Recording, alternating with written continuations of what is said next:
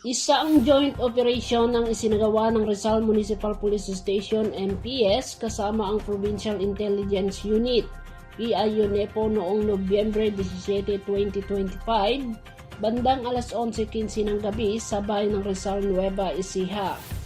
Pinangunahan ito ni Police Major Damaso G. Feliciano Jr., Chief of Police, kung saan kanilang ipinatupad ang search warrant na inisyo ng Executive Judge ng RTC, 3rd Judicial Region, Cabanatuan City.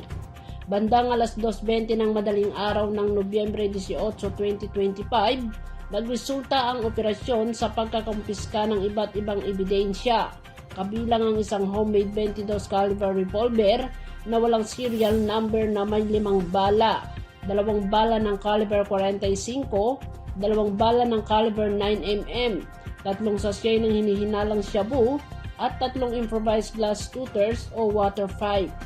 Isinagawa ang inventaryo sa presensya ng 2 halal na opisyal ng Barangay Poblacion East at ng mismong suspect, isang 40 anyos na lalaking may asawa, tattoo artist at residente ng Barangay Poblacion East, Rizal. Kasalukuyang nasa kustodiya ng Rizal MPS ang suspect habang inihahanda ang mga dokumento para sa pagsasampa ng mga kasong paglabag sa RA 10591, Illegal Possession of Firearms and Ammunition, at RA 9165, Section 11 at 12, Possession of Dangerous Drugs at Drug Paraphernalia.